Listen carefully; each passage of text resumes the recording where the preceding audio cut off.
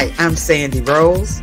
Hi, I'm Pastor William James, and we're the owners of WVTC Gospel Radio Network. And I'm Ramon Perry, president of WVTC.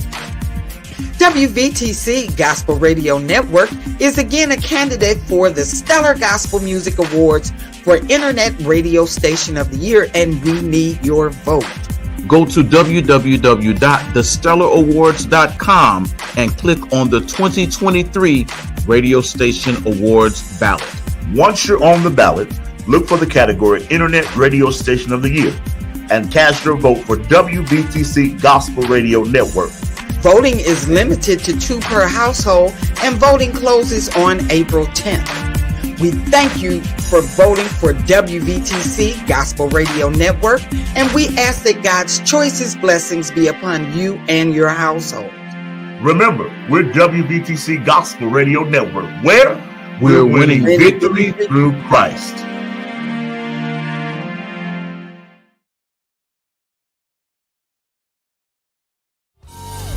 WVTC Radio Detroit.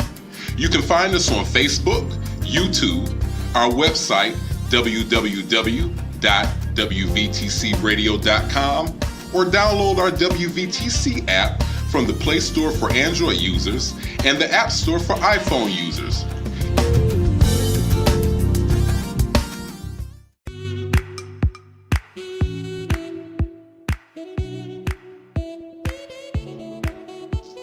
Thank you for tuning to WVTC Radio Detroit and the Community Bell Show with your host, former Wayne County Commissioner Edna Bell. Stay tuned for insightful information Detroiters will find valuable. Text a friend and tell them to watch with you for news you can use. And now, your host, Edna Bell.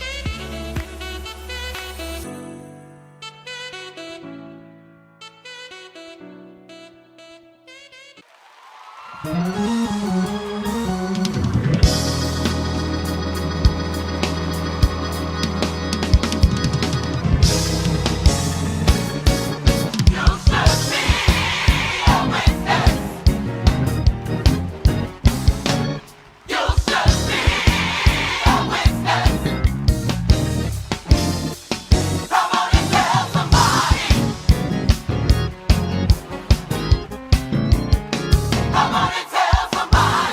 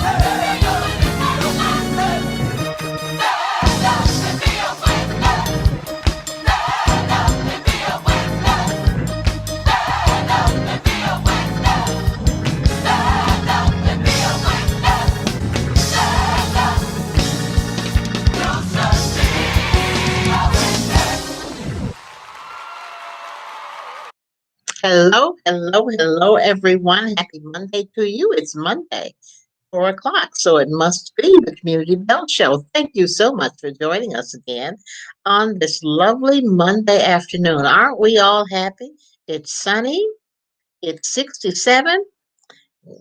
Doesn't get a whole lot better than that, unless, of course, it's 77 or even 87. I don't mind hot weather at all. I know there are those of you who don't like it that hot, but I don't mind one bit. But we're happy to have you with us on the Community Bell Show on this wonderful Monday, the Monday after Resurrection Sunday. So hopefully all of you had a chance to worship in your own way on Resurrection Sunday and enjoy being with family and friends. It was a beautiful day. Beautiful day. We were with family, and it was just awesome. It's always awesome to be around your family and have good food on top of it. That was, I think, probably the best part. We've got some of the best cooks, I think, in the land. My niece makes the best potato salad you have ever had. So, great potato salad and ham and turkey and all that other good stuff we have on those days. But happy Monday, happy time, 4 o'clock Community Bell Show. Special guest today. Special guest. He's always special. He's been on the show before, and you know him well. But I wanted to let him talk about some things that he's going to be doing this week. And that's one of the reasons he's on today, because it's usually Real Estate Monday is the second Monday of the month. Well, it's the third Monday of the month this week, also, simply because Mr. Ken Scott, the president of the Greater Detroit Real Estate Association, is with us today. And Ken is going to talk about an event he's putting on this week on Thursday, the 13th. And not only he's going to talk about that, he's going to talk about all those other good things, because now the weather's warm, it's a pretty day. You're thinking about that house you want to buy this spring. So Ken's going to tell you how to do that. Hi, Ken. Welcome again. We're always happy to have Ken on the show, especially when he unmutes his mic. We love to have it. Well, yeah, thank you for having me. I'm glad you had a beautiful holiday, and I did as well. So I'm looking forward to moving forward in this week. Absolutely. Absolutely. So what's going on this week, Ken? Oh, so much. We have events planned from obviously it started yesterday, won't end until Saturday. As it relates to the public, we're having 2 home buying seminars.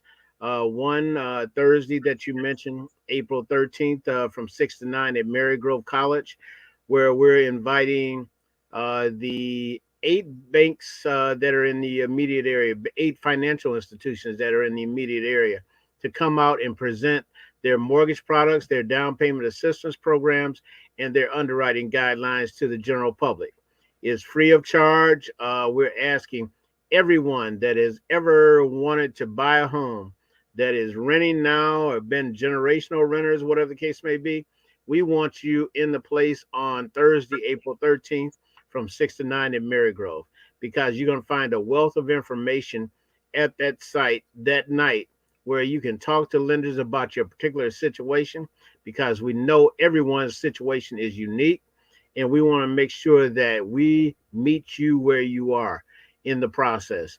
We have housing counselors on in the place that we're going to help you on Saturday, the 15th, from 9 to 3. But we want to make sure that you can get pre-approved, and that's why we brought all these lenders together at one time, talking about their products. Absolutely. And then in addition to that, the city is going to do a presentation on their $25,000 down payment assistance, which can be bundled with the banks or the financial institutions down payment assistance. So you could get upwards of anywhere from, I would say, 20, 25, 30, 40, 45,000 dollars in down payment assistance if you come to the affair. You might not even have to have any money of your own at that rate. Well, the crazy thing is there's a lender that does 100% financing. And Wow. it's a bank in our area. And they're moving to a location near you. Oh, my. Yeah, so you have a wealth of information that's going to be performed at this event. I can't think of a better situation for a home buyer that has been denied the process. And keep in mind, home ownership has diminished over the last few years for blacks. Mm-hmm. My charge as president of the Greater Detroit Realtors Association is to increase black home ownership, both in the city and the suburbs. So what we're trying to do is give people hope, give them access, and give them opportunity all at one time. And you can't beat that. And I think people don't sometimes view home ownership and the fact that people have a place to live Right. as call it home insecurity, the way we have food insecurity. And Very that much. causes some very serious issues in our community. When you look at children who are insecure in where they live, are going to lay their head at night, where they're going to eat their next meal, where they're going to hang their clothes, where they're going to do their homework. Mm-hmm. That has a definite negative impact on the children who are in those situations, and probably in many cases causes them to do things that they might not ordinarily do simply because of all of the pressures that are going on around them. So when you have food insecurity along with home insecurity, you've got a recipe for some disasters. And so finding a place for young people and these families to live has a lot to do with the educational system, attendance, violence, children hanging out. I mean, all of those things are interconnected. And so it's so important that we try to form some connections between people having a safe place to stay, something that they can call their own so they can have some pride and ownership, and food to eat. School system, they won't have to change schools every 3 or 4 months because they're moving. I mean, so many things are impacted by whether these children have a safe place to live. Absolutely. All those things are in line with the stability of the community as well. So, Yes.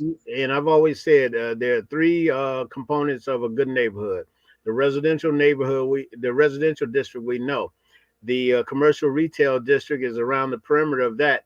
But if the school system is where it should be in the community, then that's a good, stable community, because what it's doing is creating educational and training in the area, but at the same time offering some stability in the community.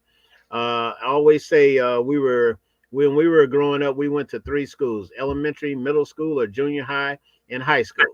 Exactly. And These we can kids walk to nowadays, most of them. exactly, and these Mhm. kids go to five schools before their before high school. Exactly. And I hate to say it, but like some friends of mine always say, that was by design to disrupt our communities.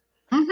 And we have a number of schools in our respective communities that have closed down, that are blighted out, that weren't maintained or sustained, or whatever the case may be. If those schools were to reopen up and what have you, I guarantee you within a year's time and everything, that was going to secure and stabilize that community. No question. No question. When you look at, I'll use these two as an example: Pasteur Mm-hmm. and Bates Academy. Yeah. Well, I Look at mean, the that's it. homes around both those schools. Uh-huh. Look at the homes around both of them. Yeah, Stable community, absolutely. great looking homes, well kept, and both those schools are thriving. Yeah, I'm an alumnus of Pasture Elementary, so I know it very well. Hmm. One of Uh, my best friends went to Pasteur, and she lived down on Green Line, and she okay. walked to school. So yeah. Well, yeah, exactly.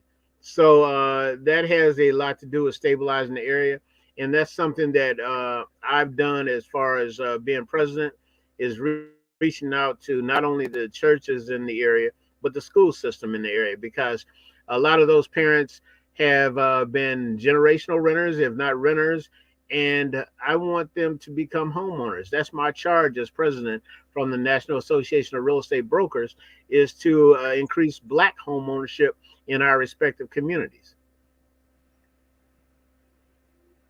It makes a difference. It definitely makes a difference. It truly So, makes it.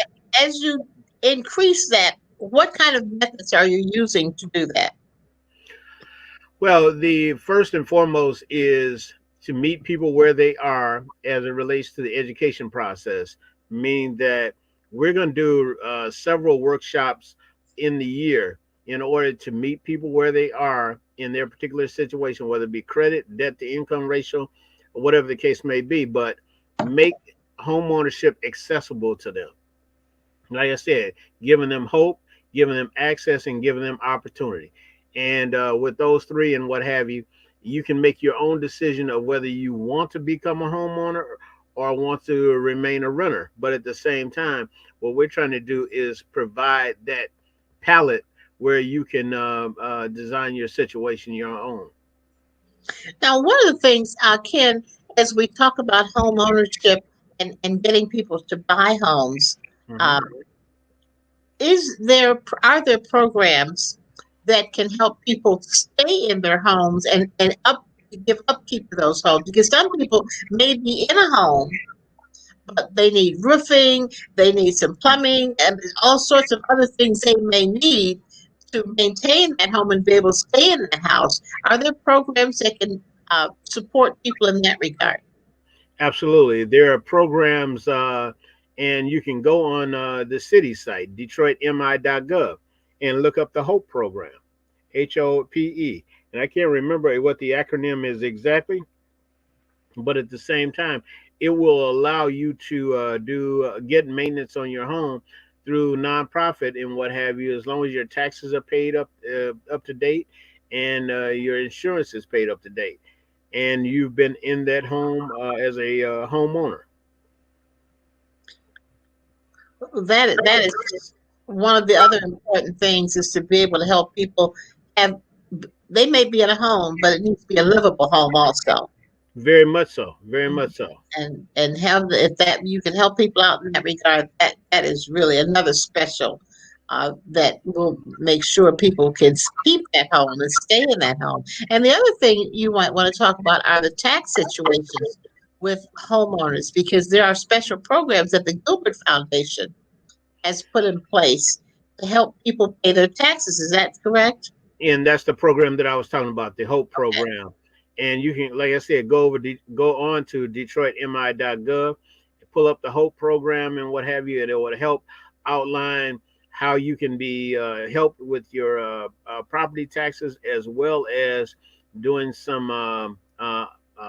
work on your home, such as roofs and mechanics, such as plumbing, electricity, and furnace and what have you. But go on that site and everything. There's a wealth of information.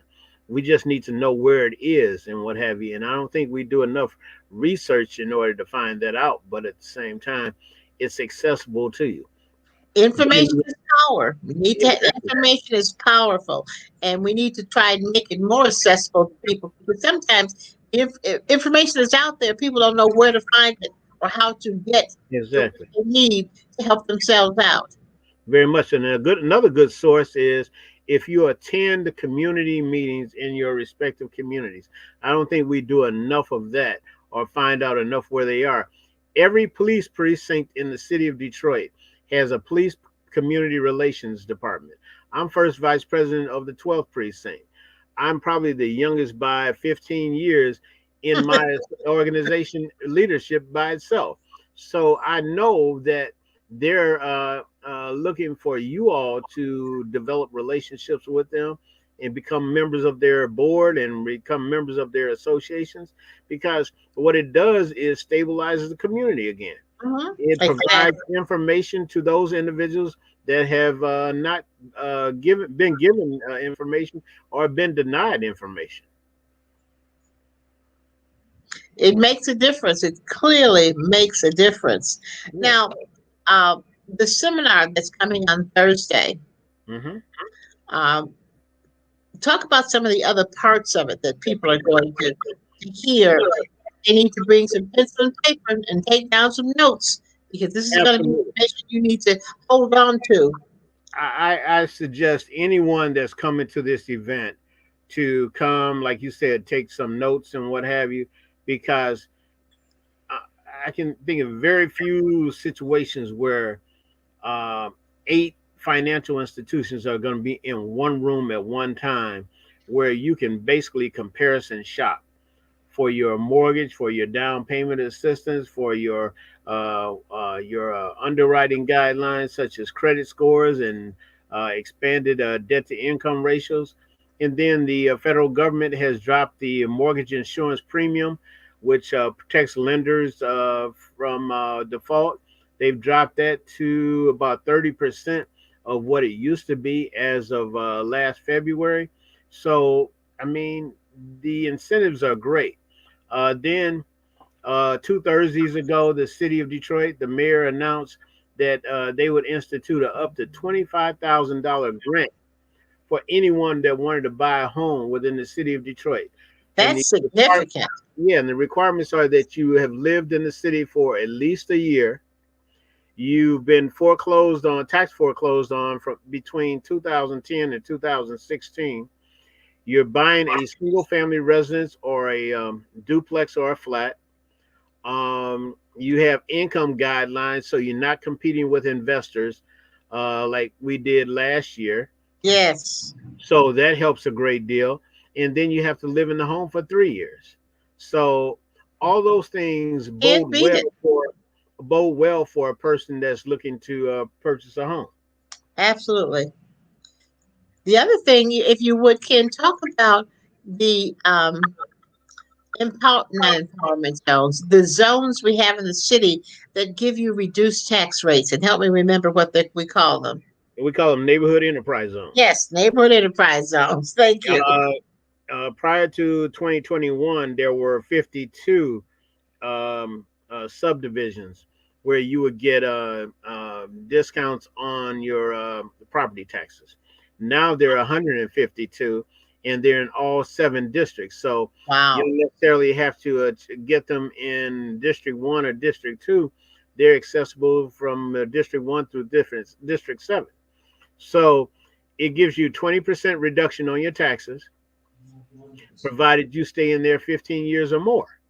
Okay, if you don't stay in there 15 years or more and what have you, it passes to the next buyer. And then the next buyer, if that's the case and what have you.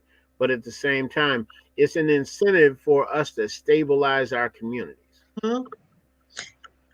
And it also gives you a certain percentage if you do improvements on your home also. Is that correct?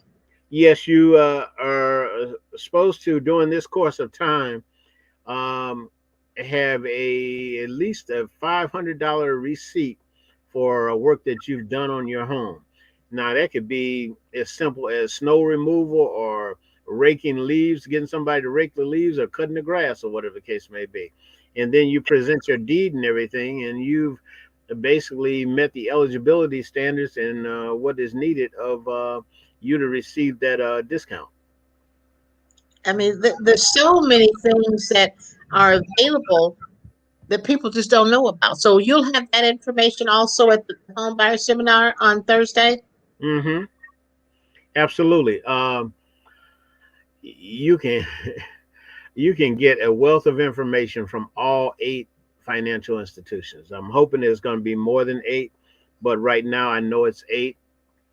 And let me say this, and I haven't said this enough during the times I've been interviewed over the last few weeks, is that our partnership has extended a great deal. I think I had made a concerted effort to reach out to the congregations and the denominations of Church of God in Christ, the Baptist Church, the AME Church, and I'm always looking for other denominations because when people go to church like they did this past Sunday and past Palm Sunday, there are individuals there, for the most part, unfortunately, have not attained home ownership ever. And I mean ever. ever in a day. Ever in a day. I forgot who used to say that, ever. And, you know, we used to celebrate the individual in our family was the first to graduate college. Mm-hmm. Let's celebrate the first individual that becomes a homeowner in our families. Okay. When was the last time we celebrated the individual that was the first to become a homeowner in our family? to stop that curse, to stop that situation where um, home ownership has eluded them. I mean, I realized that my grandparents had 16 kids, and all of them were in real estate in some way. Really? All of them. Isn't that incredible? And unfortunately, our generation didn't pick it up like they did, but at the Hmm. same time, we picked it up. And myself, my brothers and sisters, all my cousins have owned multiple properties and what have you. And we realized that by doing that and keeping that within our family to a large extent on the level that we did, we were denying other people home ownership. So over the last 3 years and what have you, we've been putting our homes on the market. Oh, So, and we're only selling them to potential homeowners who have a vested interest in our community. wow. Okay. I don't think enough is said about people like that because there are some investors that have had properties. I mean, they got probably 100 properties. And each year they relinquish at least 20 to 30 for Hmm. people that want to buy a home and have a vested interest in the community. Really? I That's mean, good yeah, information. exactly. And for those individuals that are still holding on to properties and what have you, and for those people that were affected by COVID and were holding on to their properties and they were not getting paid for the rent of the properties and what have you, a lot of them start putting their properties on the market. I know. Yeah, and I always suggest that if you're gonna put your house on the market, allow the person that has a vested interest in the community to own that property. Do Yes. not, do not sell that property to an individual that could care less about their community. Mm-hmm. Okay, they didn't care enough about the house, let alone the community. But at the Exactly. same time, they're turning it over to corporations who are buying it cash, and they're turning it over to hedge fund manager who can buy it with cash. Hmm. Anytime that you have a cash deal and everything, I implore you to look at the person who has a mortgage that they're trying to get from one of these financial institutions in order to buy your home. That means that they've got that sweat equity in order to purchase a home. Unlike the people that can pull the money out their pocket and everything and Yeah, live nowhere near the neighborhood that they invested in.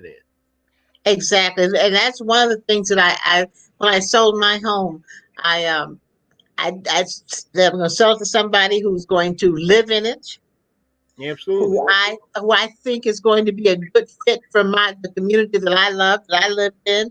Um, very much I- so. and there were people who looked at it who I didn't think would be a good fit for my neighbors. I was thinking about the Exactly, neighbors, my neighbors. exactly. And that's Yeah. that's the other thing.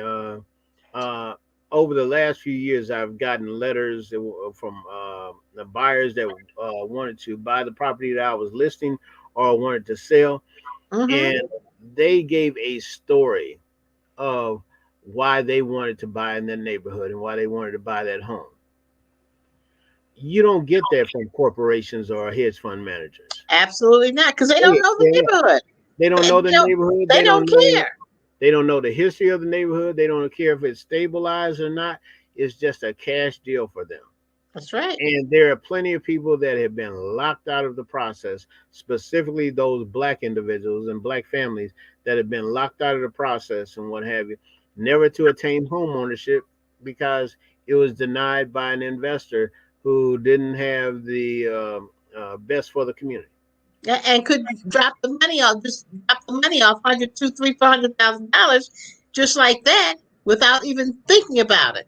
Exactly, exactly. Hmm. And the other thing is for those people that live in certain neighborhoods and what have you, interview somebody like you. Hmm. Interview somebody like you. The skill set is the same, if not better. But at the same time, interview someone like you to sell your home or have someone buy your home. Mm-hmm. Okay, because there are realtors out there, such as myself and everything, but at the same time, realtors that are either they're black and they want to sell your property as well. But Mm-hmm. at the same time, you sell it to you will have someone else sell it in your community, okay, and don't have a vested interest in the community itself. And the money won't flow back to your community. More importantly, is not circulating. That's Okay, right. It we always complain won't about come back to the your dollar community. not That's right. circulating. If the dollar is not circulating, you might be the reason why. That's right. They won't be spending those dollars in your community. No, you They'll be might be the spending them reason in why. somebody else's community. And you wonder why your neighborhood is not being nurtured and cultivated to the extent that it should be, because the tax base is leaving, the people who have a vested interest are leaving.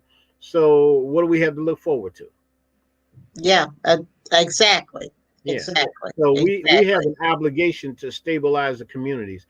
And like I stated before, join that community association, join that block club, give them some information, give them some technical skills, give them some computer skills, email, text, whatever the case may be. But get your neighbors engaged in the process Mhm. of stabilizing your own Yeah, I don't think people recognize how important it is to be involved in the community you live in and to know your neighbors and to have community. your neighbors know you because your That neighbors is absolutely essential to that, a thriving neighborhood. that's right. That person So you that's going to do some harm who doesn't live in your neighbors will know. They will know exactly, strangers in the neighborhood.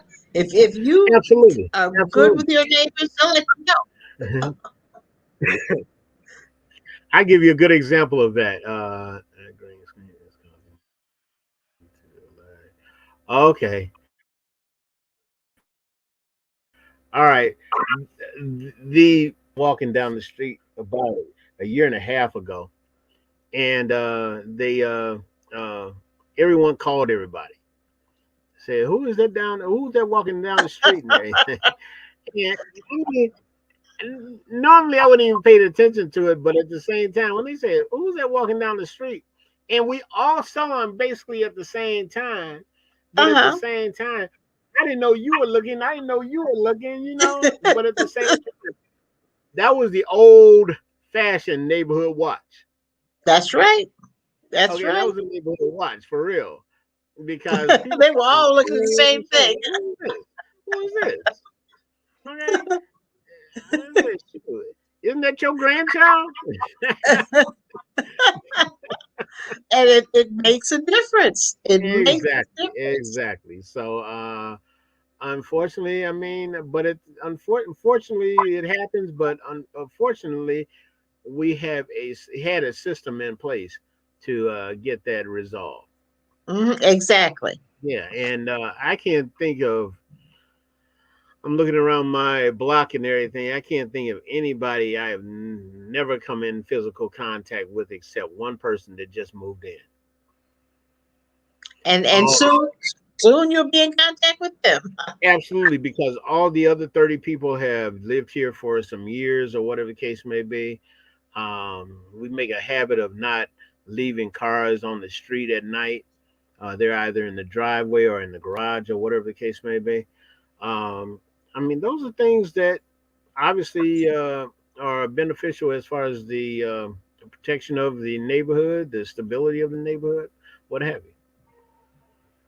So that's what we want for the home buyers that are going to attend Thursday. We want to make sure that not only are they attracted to certain neighborhoods in order to buy within them, but at the same time they can maintain those neighborhoods and stabilize those communities as well. Absolutely. And one of the things that I think ought to be a part of the closing package is a registration form so that when you move, you register to vote at the same time with your new address. Yeah. Well, I mean, in a lot of cases, in instances like this, where you're buying it as a first time home buyer, and the first time home buyer is a person that has no financial interest in the home for 3 years. Uh-huh. Mm-hmm. If that's the case and everything, the city or whatever municipality it is in the state of Michigan is going to require that you change your address on your driver's license. Yeah, but I'm So talking about you don't have voter an option. registration, which is a different thing. Well, no, I mean you're both registering through the Secretary of State and what have you, and you have to do that. You're under a law to do that if Yeah. you're going to accept the primary residence exemption. And If you buying it as an investor, that's a whole different that's story. the whole different ballgame. Residence investment, in primary residence and exemption, you have to change your license and your address on your license. Well, it's just so important that people take advantage of all the things that home ownership brings to them. Very much so, very much so, and that's why we're trying to increase it because it has diminished over the years, Hmm. over the last 15 to 20 years. Yep, Um, they could even reduce your car insurance exactly, simply exactly, because you can bundle your homeowner's insurance with your car insurance and get a reduced rate for your car insurance. So very much I so. don't think people think about that. A lot of people who rent don't know it. No, they don't know it, but at the same time, one thing that hits them hard is the fact that for the last 2 years, I can say the last 2 years definitely, they have been paying $300 to $500 more in rent than they would if they Yes, were getting a mortgage.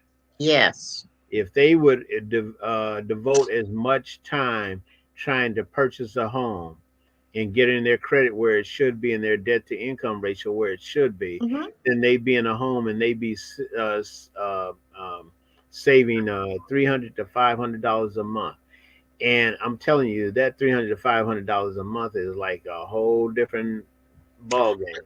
That's Absolutely. that's a car note on top of your mortgage, you know? Vacation.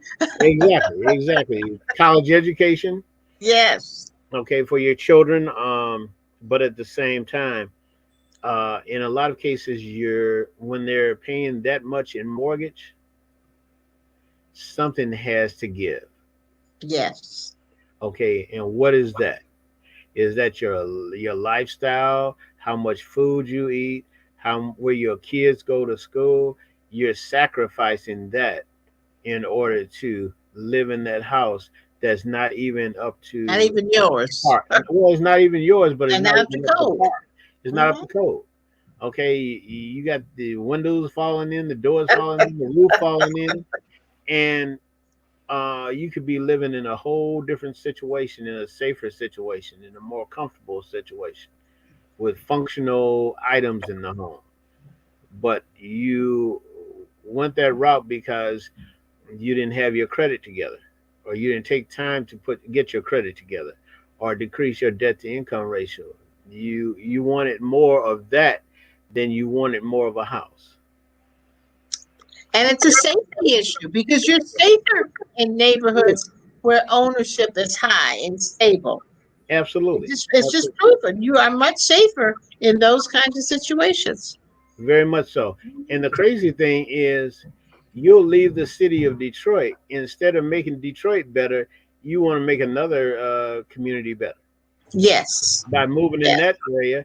And then once that area goes down and everything, they want to move out of the neighborhood because they want to move away from you. Because they think you brought the instability. Exactly. Exactly. When we can stabilize the community of which we live, always say, invest in the community that you're living in because if you don't invest in everything, it's just gonna go down like everything else. Okay, you're gonna lose value, you're gonna lose protection, you're gonna lose safety, whatever the case may be. That's right. That's Okay, right. and that's the reason why we want you to come to this workshop on Thursday because we want to save you money. We want to save you time. Um, like I said, I can't think of a better time when you can comparison shop for a mortgage and know that the money that's utilized for the down payment assistance could help you with the closing costs of prepaids and do a principal reduction, meaning that it will pay down the note of the home itself because it's trying to save you so much money. So we're inviting all the general public that is interested in buying a home or knows of someone that's interested in buying a home to our event on Thursday, April 13th from 6 to 9 at Mary Grove College. They will be there.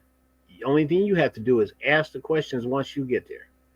Ask the questions. Show up. Show up. Show up. That's all you have to do. With your pen and paper. Remember to bring your pen and paper. Please do. Please do. I want you to draw lines between the banks. Put the banks at the top, draw a line. Say, hey, they have this interest rate. They have this down payment assistance. They have this mortgage product.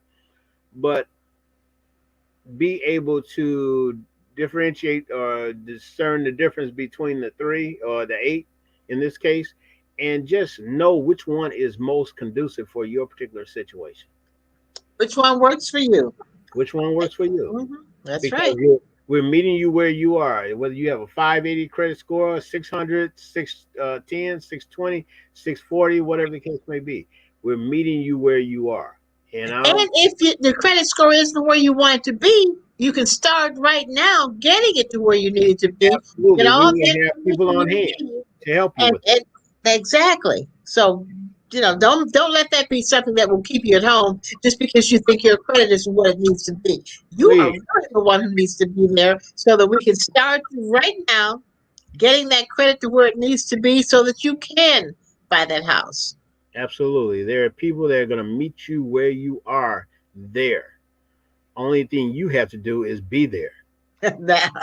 Okay? Be there. Be there. I believe a number of people will come out and take advantage of this information. I don't think this is going to be a situation where you are ever going to be disappointed at what you receive that night. And we're going to keep on doing it until we reach as many people as possible. We're going to do it every month if we can in order to meet you where you are. That is incredible. That is incredible. So we're in Mary Grove. Next time we'll probably be at WC3. The campuses of WC3 have made themselves accessible to us. That was one of my initiations that I wanted to start from day one, is let people know that the campuses within the city of Detroit, whether it be the Northwest campus, the Eastern campus, or the downtown campus, we want to expose our public, whether it be 1 through 7 districts in the city of Detroit or outside the city of Detroit. We wanted to expose them to home ownership. So this is the first leg of that, and we're going to keep on walking. All right. You've heard from Ken Scott, the president of Greater Detroit Realtors Association. The Home Buyers Conference is on this coming Thursday. Mary Grove College on 6 Mile. Remember, 6 Mile in Wyoming is where Mary Grove is located. From 6 to 9, bring pencil and paper and questions. Write your questions down, because sometimes, we get to locations and we forget what we wanted to ask. Mm-hmm. Write it down and bring it with you. Yep. That way you know you can get your question answered. But be there. It's going to be a great opportunity for you to meet all these folks who want to give you money. Exactly. They want to give you money so you can buy your own house, stabilize your family and your community. Can't beat it. Exactly. And if you can't find 6 Mile in Wyoming, look for McNichols in Wyoming.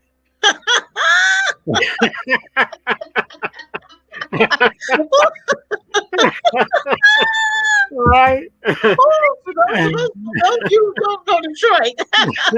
Many of our streets have 2 names. All right. Either one works, okay? All right. Whichever you see first, that's the one you take. We'll see you there one way or another. You'll get there. Look for the one. That'll get you there. One you make.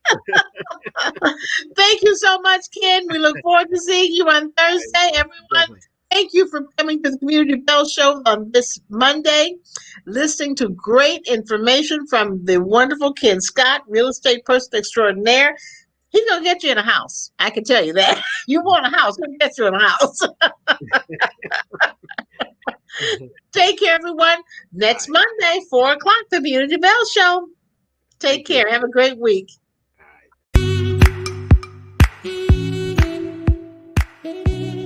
Thank you for listening to Community Bell with your host, former Wayne County Commissioner Edna Bell. This broadcast was brought to you by WVTC Radio Detroit. You can find us on Facebook, YouTube, our website, www.wvtcradio.com, or download our WVTC app from the Play Store for Android users and the App Store for iPhone users. If you've enjoyed this broadcast, tell a friend to tune in. We'll see you next Monday at 4 p.m. Eastern to the Community Bell Show, right here on WVTC Radio Detroit.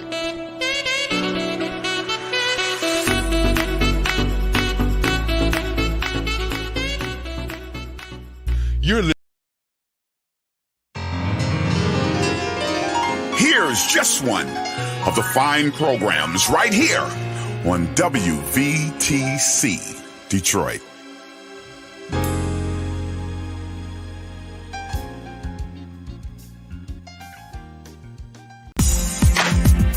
Hi, I'm Sandy Rose. Hi, I'm Pastor William James, and we're the owners of WVTC Gospel Radio Network. And I'm Ramon Perry, president of WVTC. WVTC Gospel Radio Network is again a candidate for the Stellar Gospel Music Awards for Internet Radio Station of the Year, and we need your vote. Go to www.thestellarawards.com and click on the 2023 Radio Station Awards ballot. Once you're on the ballot, look for the category Internet Radio Station of the Year and cast your vote for WVTC Gospel Radio Network. Voting is limited to 2 per household, and voting closes on April 10th. We thank you for voting for WVTC Gospel Radio Network, and we ask that God's choicest blessings be upon you and your household. Remember, we're WVTC Gospel Radio Network, where We're winning victory through Christ.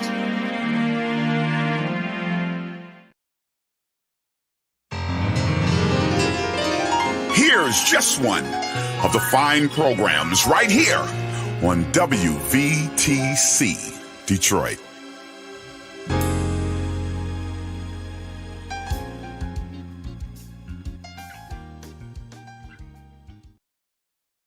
You're listening to WVTC Gospel Radio Detroit, and we're flowing in the Spirit.